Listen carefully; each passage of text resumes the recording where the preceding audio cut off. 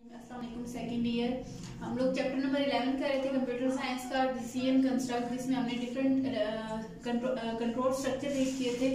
Control structure में से जो हमने किया था वो था सिलेक्शन स्ट्रक्चर। सिलेक्शन स्ट्रक्चर में आगे उसके सब टॉपिक थे। इफ और इफ एल्स हम कर चुके थे और उसका थर्ड टॉपिक था हमारे पास इफ एल्स इफ। इसकी डेफिनेशन पहले रीड आउट करते हैं। डेफिनेशन क्या है? It is used to choose one block of statement from many blocks. ठीक है, इसका मतलब क्या है कि आप क्या करेंगे, इफ एल्स का मतलब है सबसे पहले आप इफ लिखेंगे, उसके साथ कंडीशन होगी, ठीक है, और नेक्स्ट उसके आउटपुट में आपने कोई स्टेटमेंट लिखनी होगी। अगर वो आपकी फॉल्स हो जाती है, उससे नेक्स्ट क्या होगा, आपके पास एल्स होगा। एल्स के साथ एल्स इफ लिखेंगे आप। एल्स इफ लिखने के बाद क्या करेंगे आप, वो कंडीशन लिखेंगे। कंडीशन अगर ट्रू होती है तो वही आपकी प्रिंट हो जाएगी, और अगर फॉल्स होती है तो फिर आप क्या करेंगे, अगेन इफ एल्स यूज करेंगे, और उसके आगे कंडीशन करते करते आपने क्या करना है, लास्ट पर जाके आपके पास एल्स का आ जाएगा स्टेटमेंट। ठीक है, इसमें क्या होगा कि आपके पास मल्टीपल चॉइस होंगी, नंबर ऑफ स्टेटमेंट्स होंगी, जिसमें से आपको ये जो है वो आपकी स्टेटमेंट ट्रू होगी और आपकी वो प्रिंट आउट हो जाएगी। इसका सिंटैक्स देखते हैं।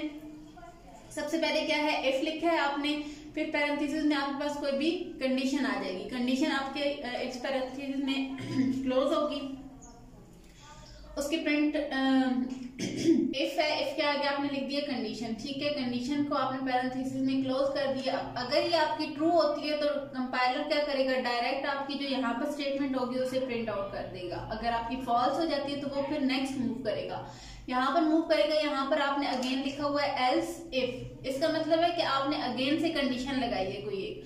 आपने जो कंडीशन लगाई है अगर वो ट्रू होती है तो तब आपकी ये वाली स्टेटमेंट प्रिंट आउट हो जाएगी। और अगर फिर भी आपकी स्टेटमेंट ट्रू नहीं होती, आपकी कंडीशन ट्रू नहीं होती, तो आप अगेन फिर से if else else if use कर सकते हैं और उसमें आप अपनी स्टेटमेंट को प्रिंट आउट करवा सकते हैं। अगर आपकी इनमें से कोई एक कंडीशन भी ट्रू नहीं होती तो लास्ट में आपके पास एल्स की कंडीशन होगी और उसके साथ आपने जो लास्ट वाली कोई भी स्टेटमेंट होगी वो प्रिंट आपने करवानी है। इसको हम प्रोग्राम के थ्रू करते हैं ताकि आपको आसानी से इसका सिंटैक्स समझ में आ जाए। यहाँ पर देखें प्रोग्राम की स्टेटमेंट क्या है आपके पास, write a program that inputs a number from a user and determine whether it is positive, negative और जीरो।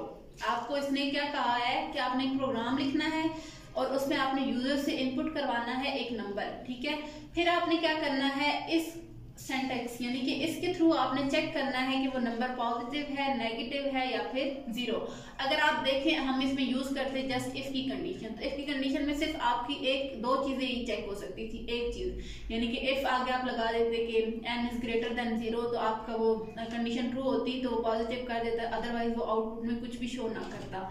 अगर आप इफ एल्स यूज करते तो आपके जस्ट ट्रू का यूज कर सकते थे, यानी कि इफ के साथ आप कंडीशन लगा देते n is greater than zero, तो और अगर वो ट्रू हो जाती तो आपकी वो स्टेटमेंट प्रिंट हो जाती, और अगर फॉल्स होती तो वो एल्स की कंडीशन को प्रिंट कर देता। लेकिन अब यहाँ पर क्या है, आपके पास तीन चीजें हैं, positive, negative and zero.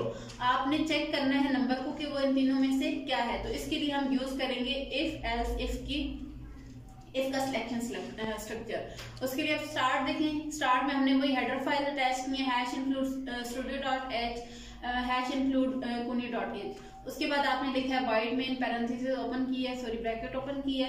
Next अब एक नंबर एंटर करवाना है और नंबर हमारे पास पॉजिटिव भी हो सकता है, नेगेटिव भी हो सकता है और जीरो भी हो सकता है।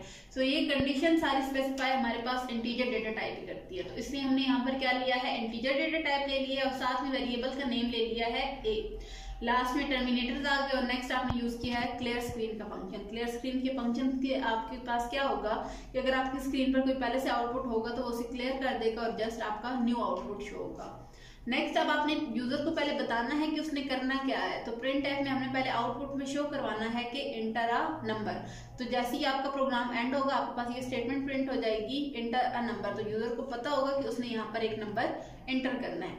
अब यूजर नंबर एंटर कैसे करेगा, उसका नंबर एंटर करवाने के लिए हमने यहाँ पर स्कैनफ का फंक्शन यूज करना है, जिसमें आपने क्या लिखा है, मॉडुलस ऑपरेटर किया है, कॉमा और आपके एंड ऑपरेटर और साथ में ए क्या है आपके पास है वो उसका वेरिएबल का नेम है जो कि स्पेसिफाई करेगा, ये एंड ऑपरेटर स्पेसिफाई करेगा कि आपका जो नंबर वो एंटर करेंगे वो जाकर स्टोर कहाँ पर होना है। यहाँ तक आपका प्रोग्राम की यानी कि स्टार्ट वाली ये कंडीशन कंप्लीट हो गई।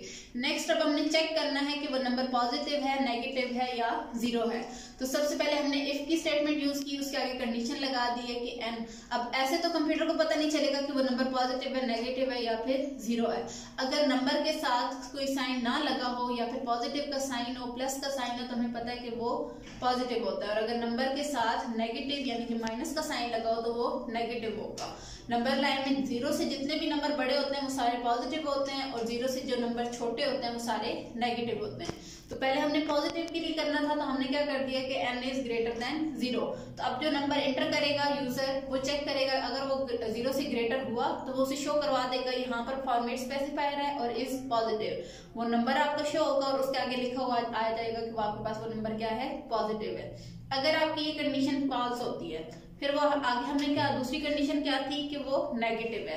तो अब नेगेटिव कैसे होगा, जब आपका वो नंबर जीरो से लेस होगा, यानी कि वो नंबर को चेक करेगा, अगर वो जीरो से लेस हुआ तो क्या कर देगा, उस नंबर को प्रिंट आउट करेगा और साथ में आगे शो कर देगा कि वो क्या है, नेगेटिव। और लास्ट में हमें बताया गया था कि हमने ये भी चेक करना है कि अगर वो ना पॉजिटिव है ना नेगेटिव है तो फिर क्या है, यानी कि अगर ना नंबर ग्रेटर देन जीरो है और ना ही नंबर लेस देन जीरो है, तो यानी कि वो इक्वल टू जीरो होगा।